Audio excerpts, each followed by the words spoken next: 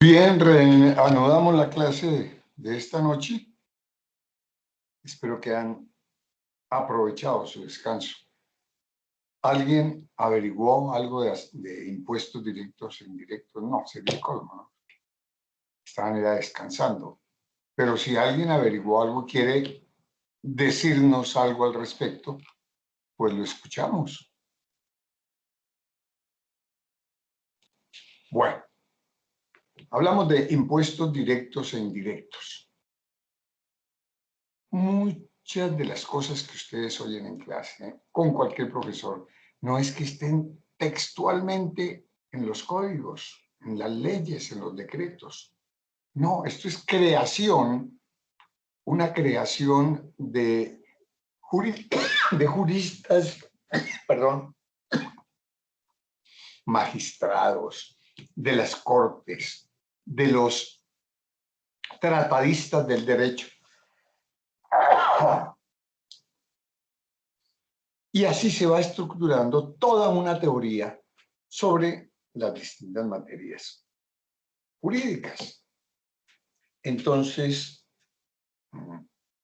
lo interesante, lo importante, lo útil es entender conceptos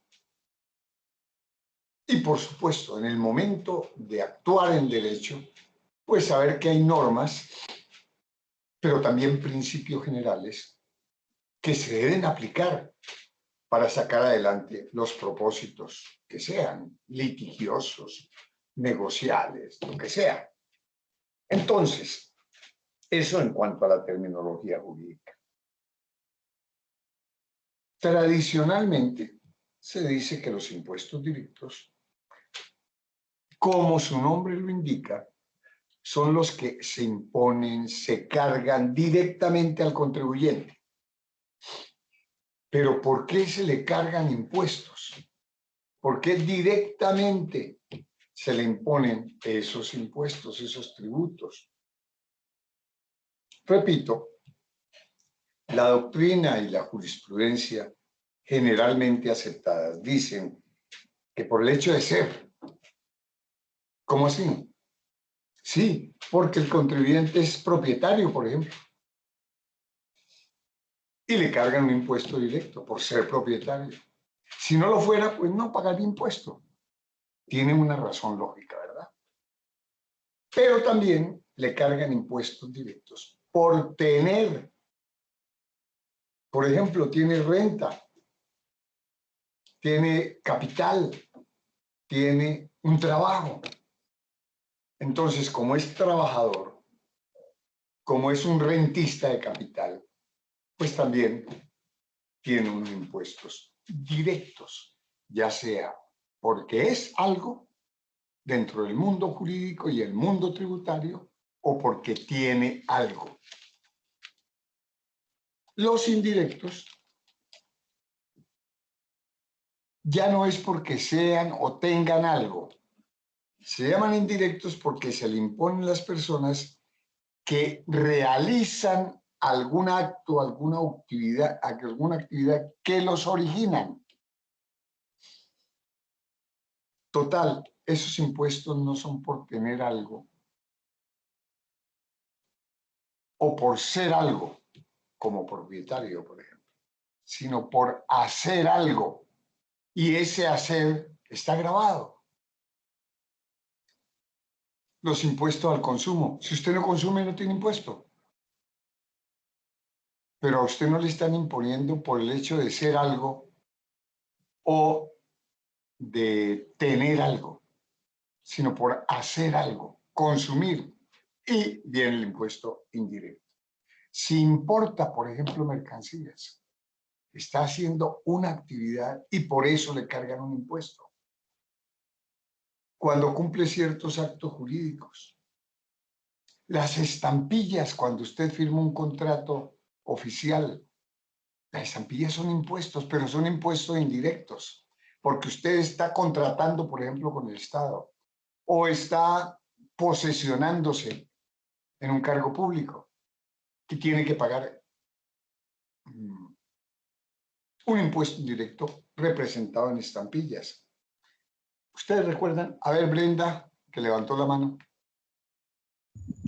Profe, yo no entiendo muy bien para qué se utilizan esos impuestos. O sea, sí, ¿para qué se utilizan? ¿Para dónde van Bueno, esos impuestos? le digo, la idea es que los habitantes del país, y no solo los nacionales, tenemos que cumplir unas obligaciones frente al Estado que nos da un territorio en el cual habitar, nos da una nacionalidad, nos da a través de las leyes una ciudadanía, unos derechos políticos, nos reconoce unos derechos familiares, unos derechos patrimoniales, nos protege, repito, así sea teóricamente, la vida, la salud, la seguridad. Y eso no se ha concebido como un favor, un regalo del Estado, porque recuerden que la nacionalidad es un vínculo jurídico y político entre el Estado y una persona, o una persona y el Estado, que impone obligaciones y que concede derechos recíprocos. Y así como el Estado tiene el deber de organizar una policía, un ejército para que nos proteja, nos defienda, hacer planes de vivienda de interés social, construir carreteras. ¿Cómo hace para cumplir con esos deberes? ¿De dónde saca la plata?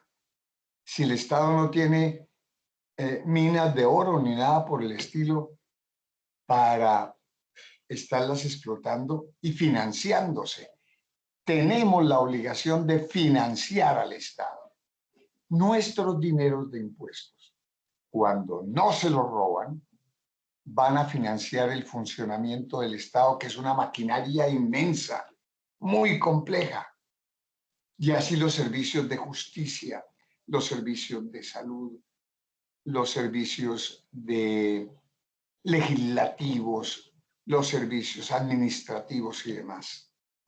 ¿Cómo los pagaría el Estado si su más grande caudal de financiación son los impuestos? Por supuesto, nuestros impuestos van para el Estado, para Colombia, para la nación colombiana. Y con ello financia el Estado el funcionamiento de todos sus órganos. A ver, ¿cómo creen ustedes de dónde sale la plata para pagarle a los funcionarios, a los congresistas, a los jueces? Los particulares no les pagamos directamente a los jueces, a los administradores, a los gobernadores, a los alcaldes, a los miembros del Congreso. No, nosotros no le pagamos directamente. Tributamos, le entregamos al Estado unos tributos, esos impuestos de que estamos hablando, y de ahí y de otras fuentes, como pueden ser los préstamos, los empréstitos internacionales e internos también, pues de ahí el Estado saca los dineros que necesita para funcionar. ¿Te quedó claro? Pues sí, profe. ¿Cuál es la duda exactamente que tienes? Porque sigue como dubitativa, Brenda. ¿Cuál es la inquietud? Noto que hay una inquietud.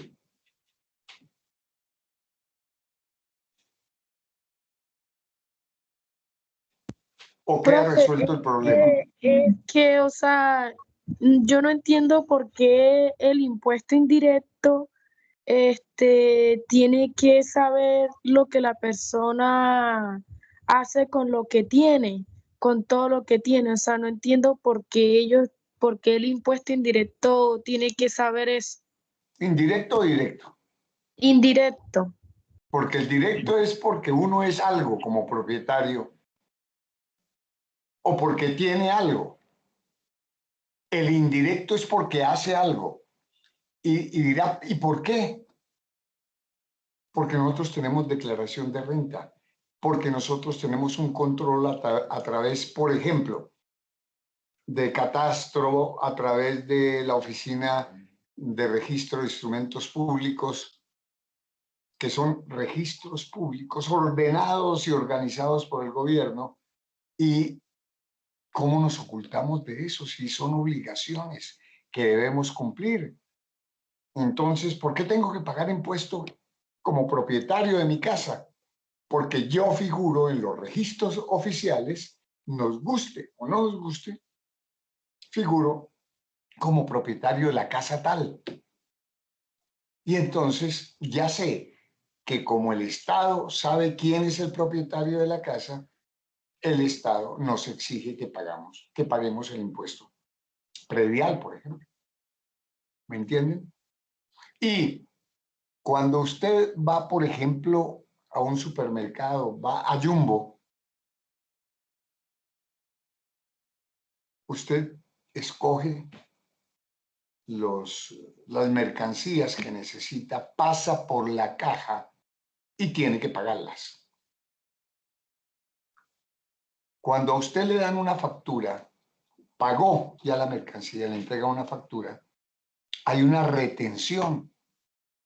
¿Por qué? Porque usted compró y porque el vendedor, que en este caso es el almacén Jumbo, está obligado por ley a retener de esa venta, del precio de esa venta, o a cargarle a esa venta un impuesto, que es el IVA, impuesto al valor agregado. ¿Y para quién es? ¿Para el almacén? No. El almacén, todo el que venda un servicio o preste un servicio remunerado o que venda algo por un precio, tiene que pagar un impuesto. Y ese control lo lleva el Estado a través de muchos mecanismos. Si usted revisa la tira de la registradora en la caja, usted encuentra que hay un renglón con una cifra que dice IVA o impuesto al valor agregado. Pues eso lo recauda el almacén que hizo la venta y periódicamente, según lo establezca la ley, tiene que entregárselo al Estado. Ese valor lo tiene que entregar al Estado. So pena incluso de que le cierren el almacén, de que le impongan multas muy grandes, porque esa plata no la recauda para el almacén, para Jumbo. Es un tributo que lo cobre el almacén, pero es simplemente como un recaudador de lo que tiene que entregarle al Estado. ¿Cómo, cómo hacen para enterarse de tantas cosas, de las vidas privadas? Esa pregunta tal vez tendría alguna razón de ser hace un tiempo. Hoy ya saben, por ejemplo, es probable y muy posible que sepan en este momento en dónde está cada uno de ustedes. Por esos satélites y esos controles geoestacionarios. Incluso usted puede estar controlado por el celular que carga, por el computador que utiliza.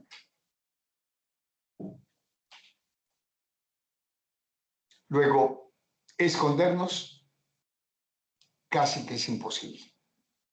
Por supuesto, mucha gente evade impuestos, es decir, no paga impuestos. En ocasiones, como se suele decir, se salen con la suya, pero normalmente el Estado no le rebaja eso. y puede resultar gravísimo. Tuvimos una experiencia para que usted se entere cómo es el control del Estado. En otro orden de ideas, en el plano laboral, mi señora Beatriz es la que se encarga de las cuentas con la empleada, la que nos ayuda acá, la empleada del servicio. Pero tiene prestaciones, todo eso que es de ley. Hace unos meses recibió un requerimiento porque según los registros, que uno no sabe cómo lo llevan, según los registros, no había retenido lo que el Estado exige cuando se pagan salarios al servicio doméstico. No había retenido lo correspondiente a unas cesantías de unos meses. No subía. El registro era equivocado, pero no subía de 100.000 pesos. Esa omisión, te estoy contando algo de la vida real. Y fue hace poco, digamos, unos 4 años atrás. Pues le cobraron intereses, no recuerdo cuánto hace atrás. Tuvimos que pagar 756.000 pesos. Porque según los registros de ellos, según nosotros estábamos al día. Pero, ¿cómo nos metemos en un pleito contra el Estado por esa suma? Pues preferimos pagar y que nos dieran los pasisalvos respectivos. Pero miren hasta qué extremo llega el control del Estado sobre sus nacionales, sobre sus habitantes, sobre los contribuyentes. Luego, lo mejor es pagar impuestos. Como les decía, así algunos más vivos se roben esa plática. Bueno, creo que hay suficiente ilustración al respecto, creo, ¿no? Tienen al menos una idea de qué y por qué se llaman impuestos directos, impuestos indirectos. Y eso es lo que quería básicamente que entendieran desde ahora, porque seguramente ustedes van a tener, ojalá tengan la oportunidad de durante todo un semestre estudiar derecho tributario. Y algo se van a acordar de lo que vieron en dogmática jurídica. Sigamos con el derecho público. Derecho aduanero.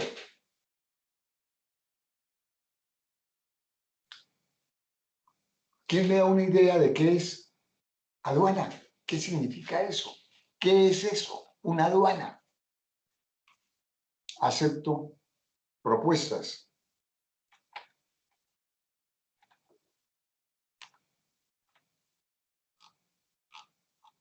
Están muy tímidos hoy. Bueno, no invirtamos más tiempo en eso. Primero es una institución de derecho público, por supuesto, que básicamente se encarga de registrar los ingresos que le corresponden al país a través de la DIAN, ahora es Dirección de Impuestos y Aduanas Nacionales, ya les explico eso. Derivados de la salida y del ingreso al país de bienes y servicios. ¿Qué es lo que recaudan? ¿Qué control lleva? Los derechos previstos en un control de esos que nos parecen extraños, llamado arancel o determinado, fijado por ese control que se llama arancel. ¿Qué es el arancel? Es una tarifa oficial, ojo, tarifa oficial que fija los derechos de aduana. ¿Derechos por qué? Ya, ingreso o salida del país de bienes y servicios. Entonces hay una escala oficial, es una tarifa oficial que fija esos derechos y debemos someternos como importadores o exportadores a esa tarifa. Les informo que la DIAN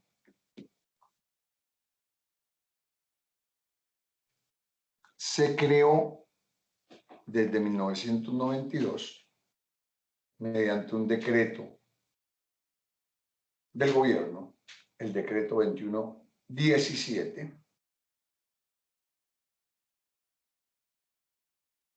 y reemplazó a las antiguas Direcciones Nacionales de Impuestos y Dirección Nacional de Aduanas. Coloquialmente le decían DIN y DAN, Dirección de Impuestos Nacionales, Dirección de Aduanas Nacionales.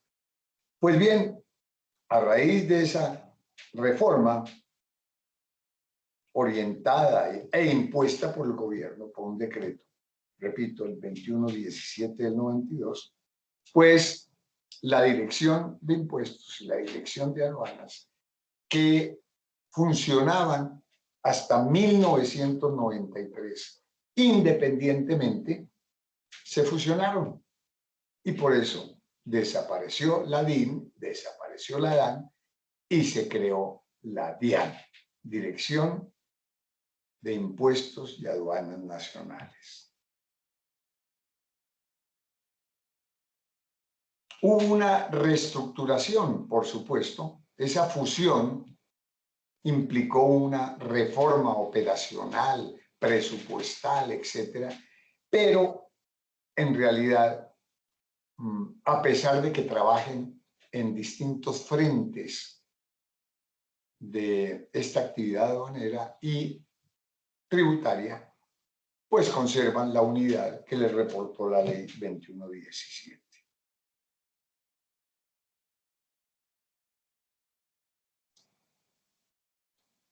¿Cómo se ha definido la DIAN? Está adscrita ante todo como dirección al Ministerio de Hacienda y Crédito Público. Adscrita, está relacionada, vinculada al Ministerio de Hacienda y Crédito Público. Pero entonces, ¿cuál es su naturaleza jurídica? Una unidad administrativa, por supuesto, pertenece al Ejecutivo, no al Legislativo ni al Judicial, de orden nacional. La aduana funciona en casi todas las capitales y ciudades importantes y en las fronteras, etcétera, pero se considera una unidad administrativa especial de orden nacional.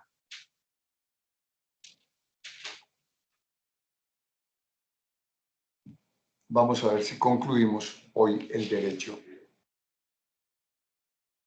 público. Pasamos al derecho internacional público después de que ustedes ya entendieron qué es la DIAN, desde cuándo funciona, qué era antes de existir la DIAN, qué es un arancel, qué es la aduana. Por supuesto que son impuestos. ¿Por qué existe el derecho tributario? ¿Qué significa eso? Los impuestos directos e indirectos, la razón de su denominación, etc. Derecho internacional público. Y es importante anotar que debemos distinguir, particularizar el derecho internacional público, porque hay derecho internacional privado. Ya veremos la principal diferencia, o digámosla de una vez. Realmente no se pueden separar totalmente por el carácter de internacional que tienen tanto el público y el privado. El derecho público, internacional público, hace referencia a las relaciones jurídicas entre los estados. Pueden ser relaciones bilaterales, multilaterales, lo que sea, pero siempre que Colombia tenga relaciones jurídicas con otro país o con una institución de orden supranacional, pues está su actividad enmarcada en el derecho internacional público. Ahora bien, esas relaciones, cuando tocan a las personas, a los individuos, personas naturales o jurídicas de diversos estados, o entre personas de distintas nacionalidades, o entre personas de una nacionalidad y un estado extranjero, pues entramos a hablar de derecho internacional privado, porque lo que está comprometido es el estatus jurídico, perdón, el estatus jurídico de los particulares. Pero ya volveremos sobre eso. Entonces, las normas de derecho internacional público reglamentan las relaciones jurídicas entre los estados de toda la comunidad mundial, ¿no? De todo el orden. Pero tienen una particularidad. Realmente el respeto, la observancia, la obligatoriedad dependen fundamentalmente, básicamente, de la voluntad de los estados. ¿Cómo se expresa esa voluntad? A través de tratados, de convenios, de acuerdos bilaterales, multilaterales, como ya les indiqué, etc. Como una muestra muy llamativa de esos tratados internacionales está el Tratado de las Naciones con el Estado Vaticano, la Santa Sede. Ustedes recuerdan que es un verdadero Estado, tiene sus propias normas, es un Estado teocrático porque el jefe de gobierno es el Papa y se considera un representante de Dios en la tierra, porque Dios, así para los creyentes, organice y mande sobre todo, pero en lo terrenal, pues el Papa es el mandatario de Dios, ya no es del pueblo. Recuerden cómo se elige a ese jefe de Estado. Es cabeza de la Iglesia, pero también es jefe de un Estado que se llama Estado Vaticano. Y por supuesto, como Estado que es, su sede está en Roma, dentro de la ciudad de Roma.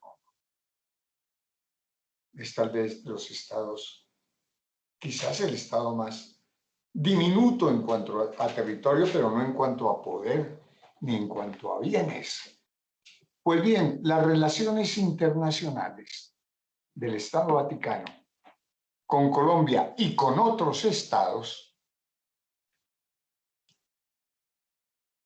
se rigen básicamente por un convenio, un tratado internacional que tiene nombre propio.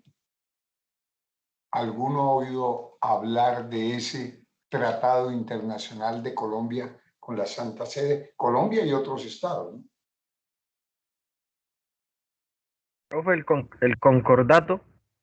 Correcto. ¿Quién habló? Como que sobra Santiago, preguntar. Edward. ¿Mm? ¿O Santiago? Santiago, sí. Muy bien. Se llama concordato. Cuando ustedes oigan de concordato, están hablando o oyendo hablar de un tratado internacional entre dos estados. En Colombia, cuando hablamos de Colombia, Colombia, el Estado colombiano con el Estado Vaticano. Muy importante, por supuesto. Tan importante que por eso el matrimonio religioso católico produce efectos civiles en Colombia. Tiene consecuencias jurídicas en Colombia.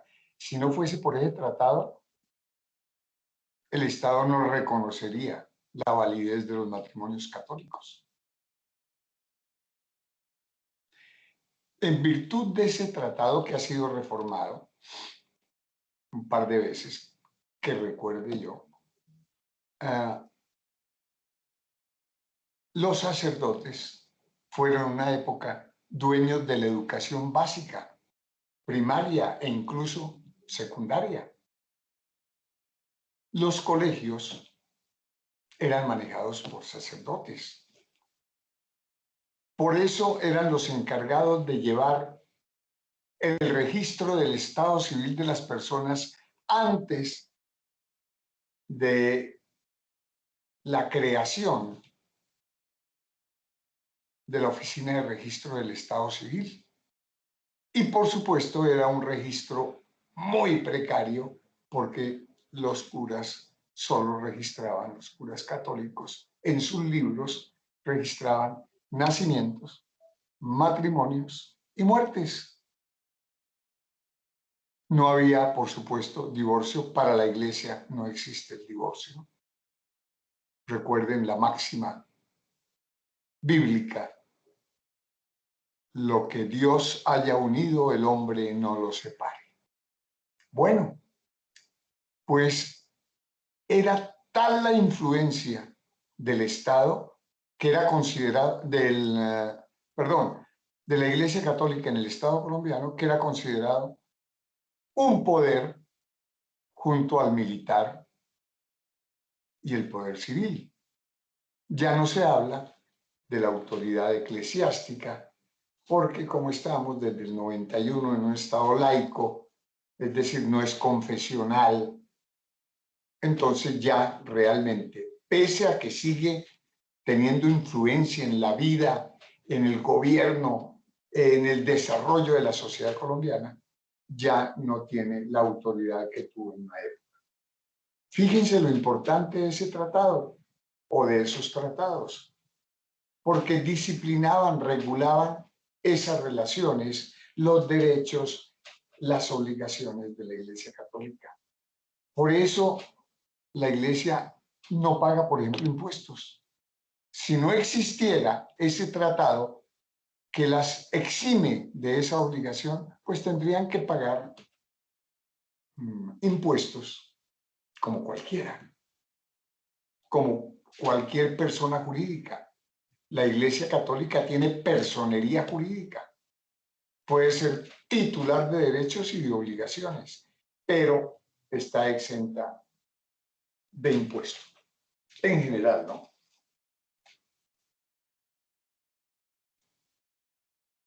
Que recuerde, les puedo hablar del concordato de 1887, cuando Colombia, a raíz de la Constitución del 86, la Colombia Federal, se unificó en una república unitaria, de lo cual ya hemos hablado.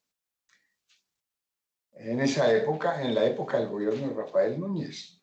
Entonces, ese tratado le dio muchas prerrogativas, muchas facultades, muchas potestades a la Iglesia, como la educación. ¿Quién controlaba los cementerios? La Iglesia Católica. ¿Quién llevaba el registro? Precario y lo que sea, pero no había oficina de registro de instrumentos públicos. Y entonces, ¿cómo se acreditaba la calidad de matrimonio, de estar casados? Y el matrimonio civil para la Iglesia, e incluso en un momento para el Estado, pues estaba en un nivel inferior al matrimonio religioso católico. ¿Cómo se llevaba el control de las muertes y de los nacimientos? Pues con el registro eclesiástico. Bueno.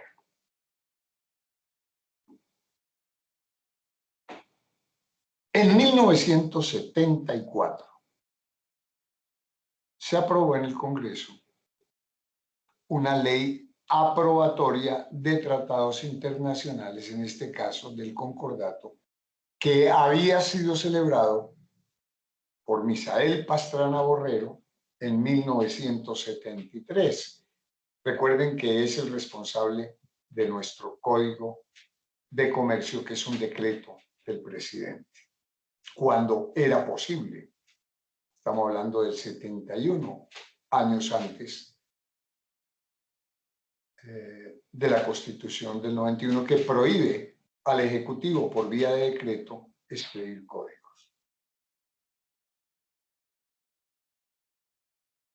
Se ha notado por los canonistas, los expertos, abogados en derecho canónico, que el nuevo espíritu laico de la Constitución Política del 91, que no es confesional, no está consagrada al Sagrado Corazón de Jesús, ni nada por el estilo, es necesario reformar, revisar el concordato de 1974, el que negoció Misael Pastrana, para hacer acordes con nuestra Constitución y con nuestras nuevas leyes, especialmente con la Constitución, pues los términos, las cláusulas de ese tratado internacional.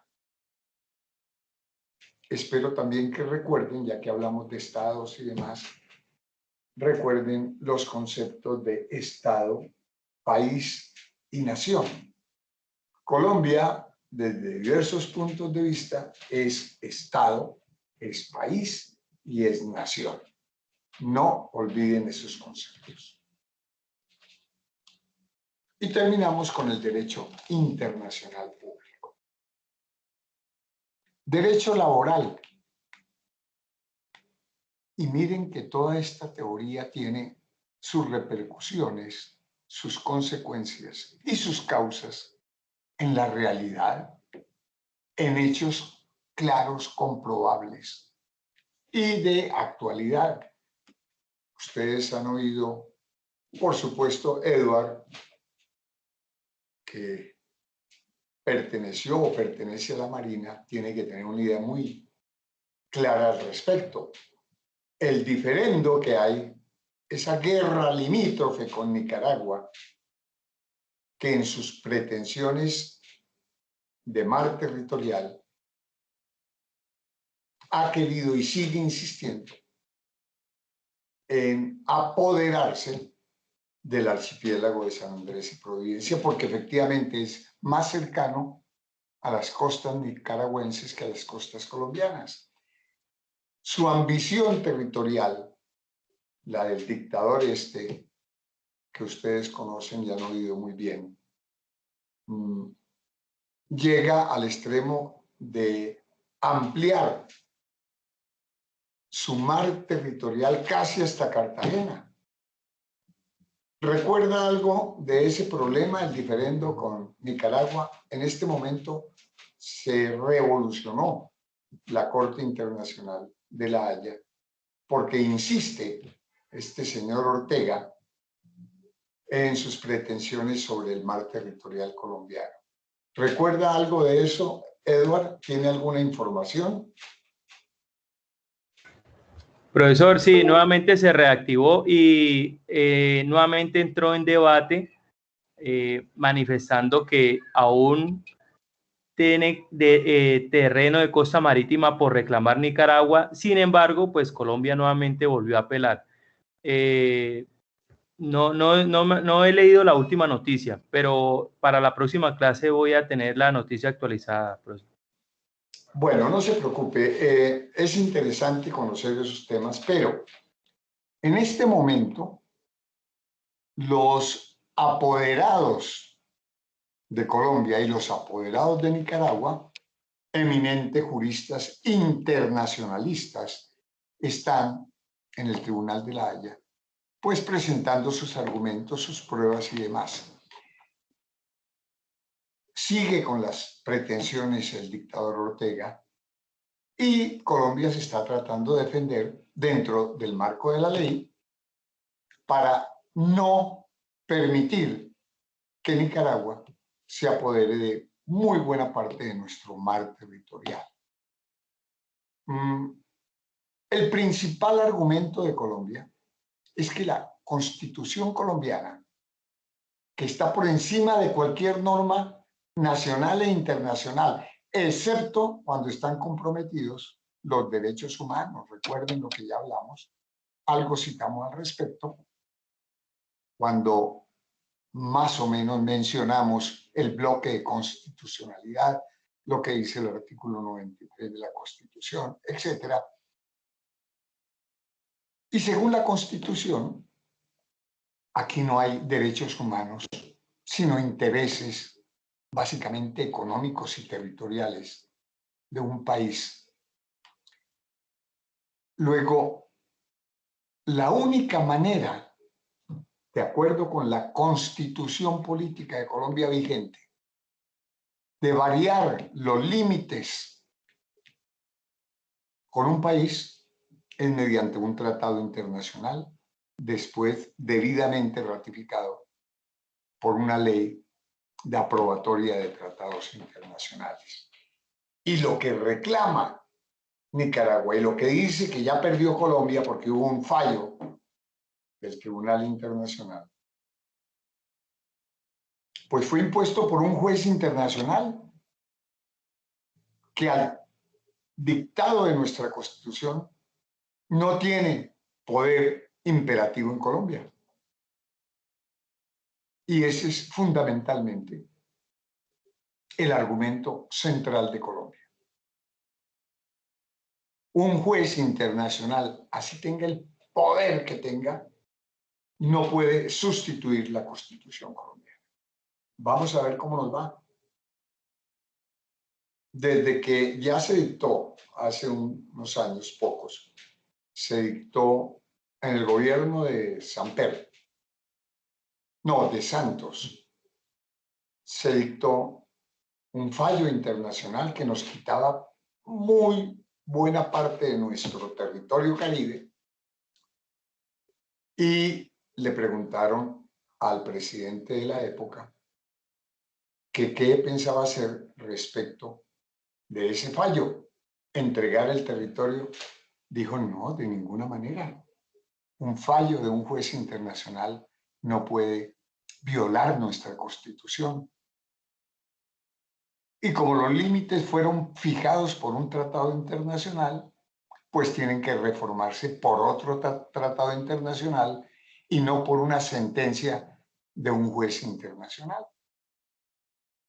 Y muchos recuerdan la frase del presidente en esa época y dijo, se respeta ese fallo, pero no se acata. Interesante la posición del presidente de la época. Bueno, miren la importancia, cómo repercute en la vida no solo de las personas naturales y jurídicas, sino del Estado mismo colombiano. Las normas jurídicas de derecho interno, de derecho internacional,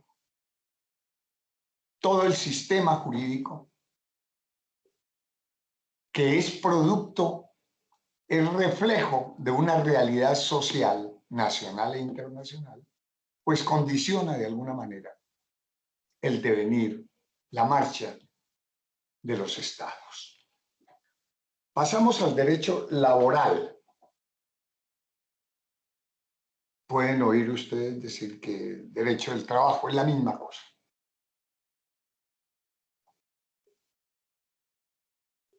Aparte de la Constitución Nacional, la ley de leyes, pues se rige o sus normas están consignadas en el llamado Código Sustantivo del Trabajo y la Seguridad Social. Antes se hablaba de Código Sustantivo del Trabajo, pero ese concepto de seguridad social realmente contemporáneo se le agregó, consultando una realidad laboral en Colombia, la seguridad social. De hecho, hay profesionales dedicados, especializados en seguridad social. Sus normas regulan o consagran mejor principios y normas específicas que la mayoría de los tratadistas y en ocasiones las altas cortes han clasificado como derecho público, porque efectivamente son imperativas con algunas excepciones de algunas normas que permiten que la voluntad de los particulares impere por encima, o no por encima, sino en defecto de normas públicas y por el poder discrecional que dan las mismas leyes de orden público. La mayoría lo clasifican esas normas como de derecho público. Algunos no están muy convencidos y dicen que es como un derecho social, más que público o privado. Como hablábamos del derecho, o como hablaremos, del derecho locatario, el derecho de arrendamientos. También algunos dicen que más que público o privado es un derecho mixto.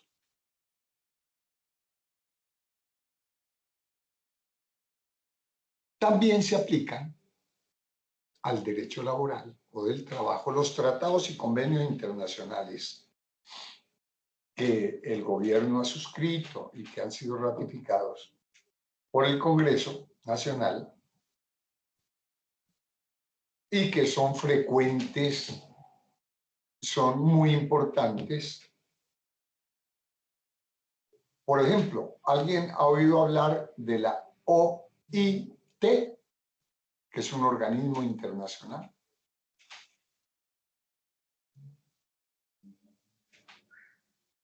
¿Alguien sabe qué significa esa sigla OIT? Sí, señor. A ver, cuéntenos. La OIT es la Organización Internacional del Trabajo, Doc. Muy bien, Alejandra.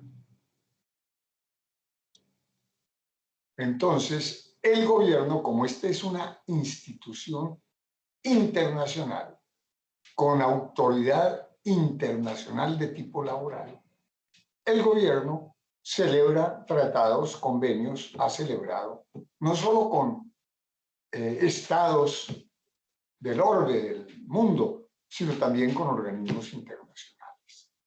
Por eso cuando hablan ustedes, por ejemplo, de la Corte Penal Internacional, para que tenga efecto una decisión de la Corte Penal Internacional en Colombia, pues tiene que haber de por medio un tratado con esa Corte, del gobierno colombiano con esa Corte. O si no, no tiene ninguna injerencia desde el punto de vista penal la Corte con Colombia. Bueno, ¿cómo está integrado el derecho laboral? Digamos, ¿cómo se subdivide o clasifica el derecho laboral o derecho del trabajo? Básicamente en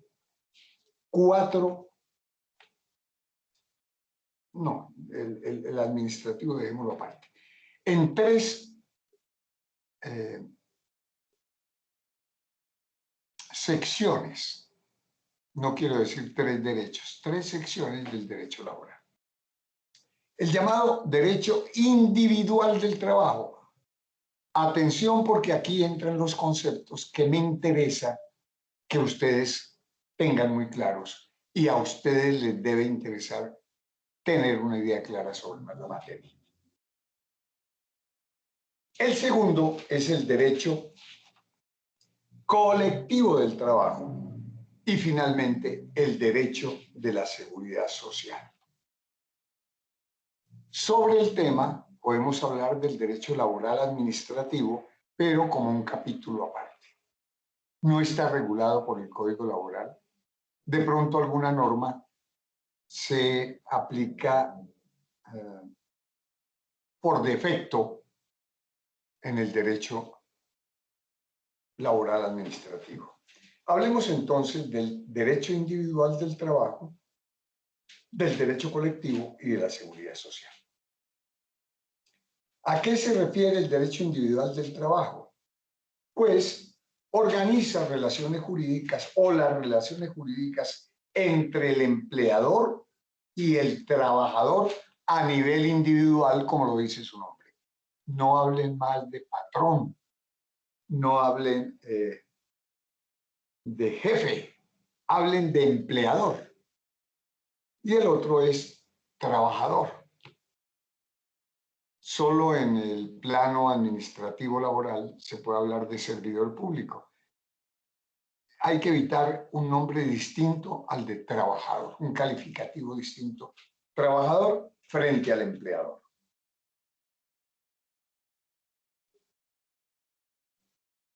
¿Cómo se define un contrato de trabajo? Está dado por una prestación personal de servicios. Ese trabajo lo debe prestar, si lo quiere prestar, una persona natural, un ser humano, a otra persona natural o jurídica. Entonces, nosotros podemos ser trabajadores de fulano de tal, de un individuo, o de una persona jurídica, del banco tal, por ejemplo.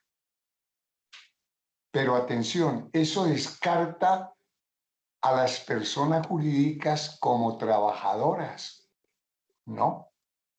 No hay contrato individual del trabajo entre una persona jurídica y una persona, otra persona jurídica o una persona natural, porque ellos simplemente pueden ser empleadores. En el contrato, estamos hablando del contrato individual del trabajo.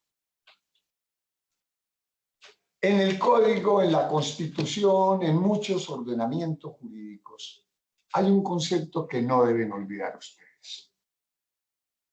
Está en el núcleo de este problema del derecho laboral, que es el contrato realidad. ¿Han oído hablar del término? ¿Alguien ha oído hablar del contrato realidad en materia laboral? Alejandra, señor. Sí, señor. ¿nos habla de eso? ¿Algo? Sí, claro, sí, señor. Resulta que el contrato realidad se configura cuando yo estoy realizando actividades que son propias de la prestación de servicios y tengo otras características como las del contrato de trabajo. Por ejemplo, en la prestación de servicios se supone que no debo tener una subordinación, o sea, no debo seguir tampoco un horario, lo que sí debe haber en un contrato de trabajo. Entonces, a mí me contratan por prestación de servicios y resulta que tengo características de un contrato de trabajo y eso configura un contrato realidad. Gracias por su opinión, Alejandra, pero debo corregirle ese concepto. Y para todos, ¿no? Precisamente el concepto constitucional y además legal y doctrinal y jurisprudencial de contrato realidad es para evitar que un contrato, una relación laboral, por voluntad del empleador se convierta en otra relación, por ejemplo, una orden de prestación de servicios. El típico contrato laboral está dado por el concepto de contrato realidad. El típico, recuerden eso. Lo que expresa el contrato realidad es el clásico, el perfecto contrato laboral, que tiene tres ingredientes, tres elementos. Primero, la prestación personal de un servicio a una persona natural o jurídica por parte de una persona natural, como ya lo expresé. Segundo, una remuneración, el pago por ese servicio. Y tercero, la subordinación del del trabajador al empleador.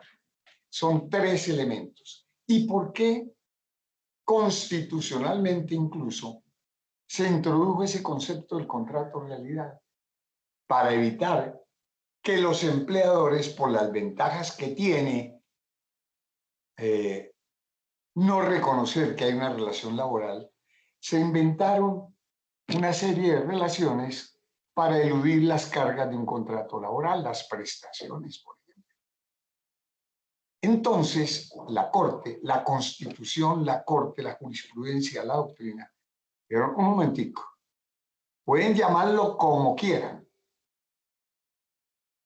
prestación de servicios, ayuda, colaboración, como lo quieran llamar, pero si hay una prestación personal de un servicio, hay remuneración y subordinación, hay contrato de trabajo, porque eso se llama contrato realidad.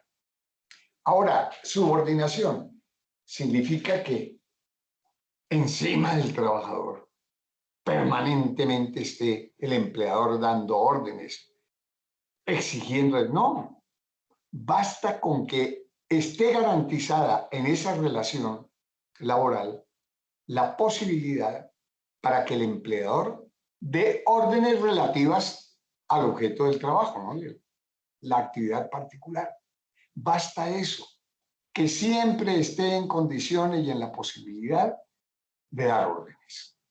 Y por supuesto, el trabajador esté siempre en la obligación de obedecerlas si corresponden al giro natural del contrato. ¿Entendieron la importancia y la utilidad del concepto de contrato realidad? Alejandra y los demás. Sí, señor.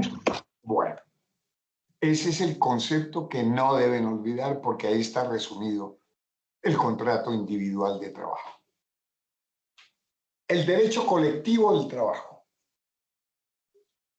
Recuerden que estoy dando los conceptos mínimos necesarios y suficientes sobre cada tema.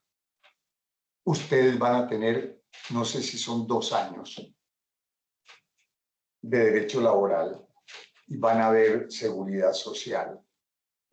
Incluso en el derecho administrativo van a ver cómo existen relaciones jurídicas de los servidores públicos con el Estado, ya no a través de un contrato individual de trabajo, como lo explicaré más adelante.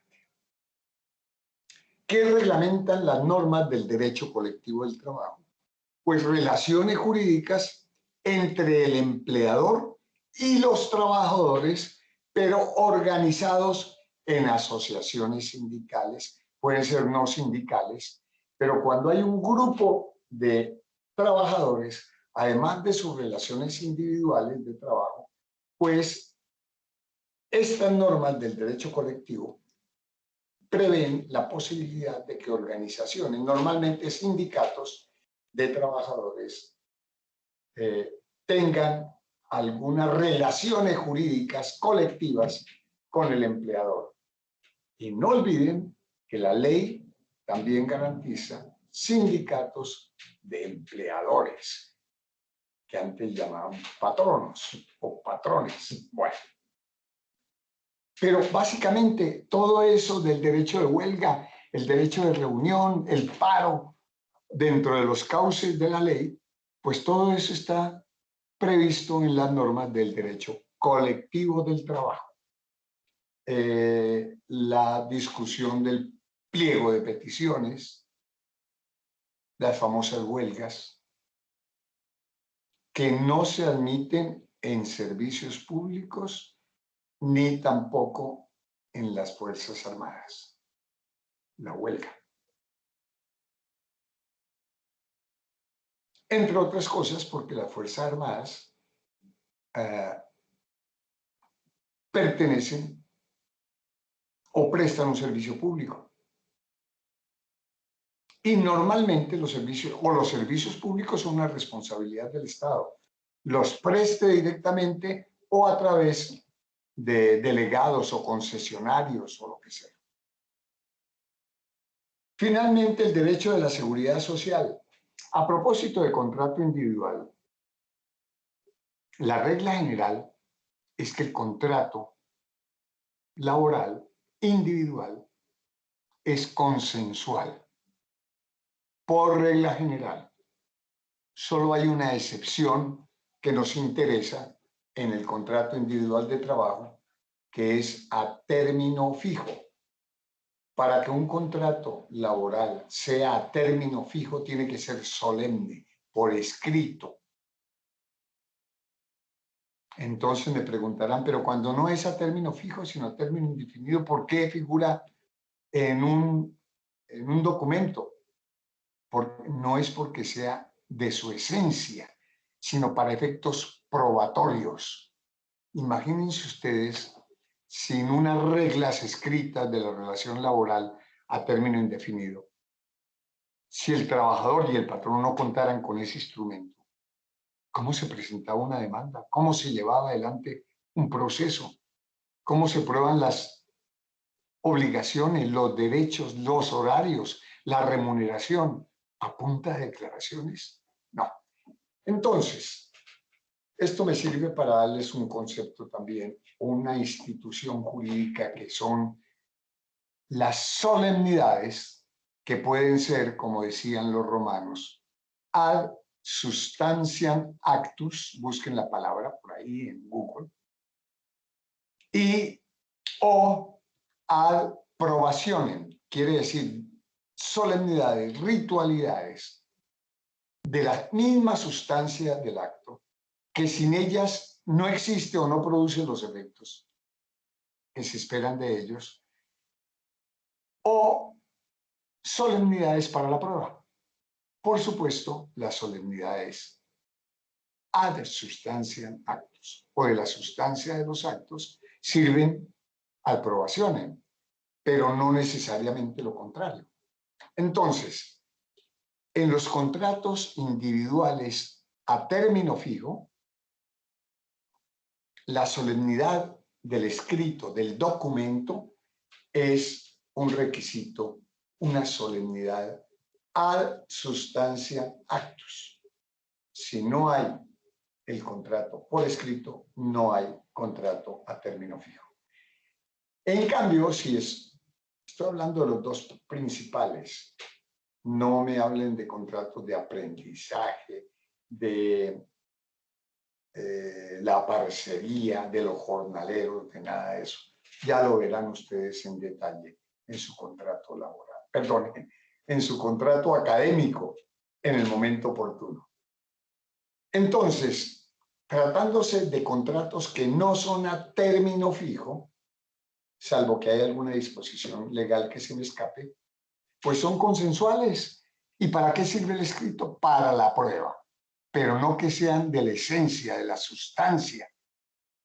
Se puede concebir un contrato a término indefinido, verbal, pero vaya uno a probarlo. Entonces, por eso se eleva a escrito. La seguridad social, el derecho de la seguridad social, parte del derecho laboral, la tercera parte, que regula esencialmente los pagos que corren a cargo del empleador para cubrir riesgos relacionados con la salud, con accidentes, enfermedades profesionales, quiere decir relacionadas con el trabajo, la vejez, la invalidez y la muerte del trabajador. Con eso queda resumida la seguridad social. No pueden confundirse esos pagos que hace el empleador con salario, porque no constituyen salario al no retribuir directamente los servicios prestados por el trabajador. Entonces tiene una idea genérica, por supuesto.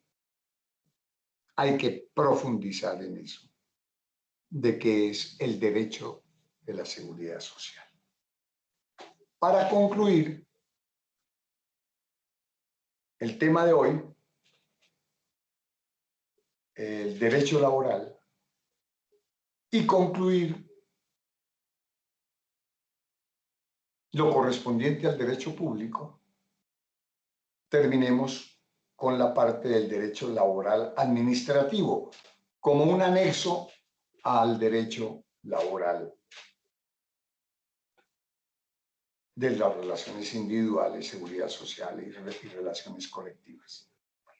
Este derecho laboral administrativo regula relaciones del Estado colombiano como empleador con sus servidores, por eso se llaman servidores públicos, de diversos rangos, categorías, etc. Por supuesto, esta clase de relaciones laborales no se rigen por el Código Laboral, sino por normas jurídicas y reglamentos especiales de orden público, por supuesto. Por eso se habla de que la relación de un servidor público con el Estado no es una relación laboral, en el sentido de que estén vinculados contractualmente, sino legal y reglamentaria, no contractual, repito. Hay una excepción, la relación de los llamados trabajadores oficiales, personal no calificado, obreros, conductores, etcétera, que sí tienen una relación laboral, contractual y se rigen por las normas del Código Laboral.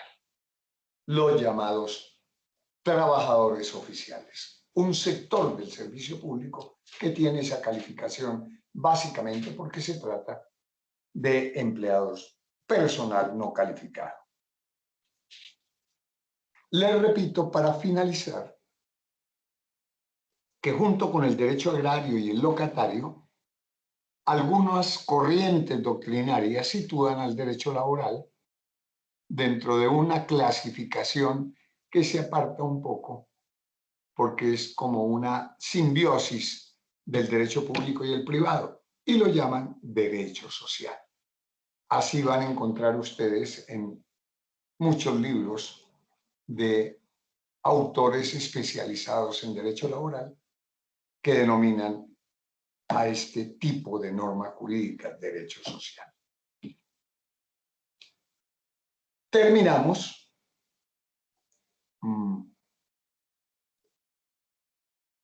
el tema de nuestro próximo encuentro, el jueves próximo.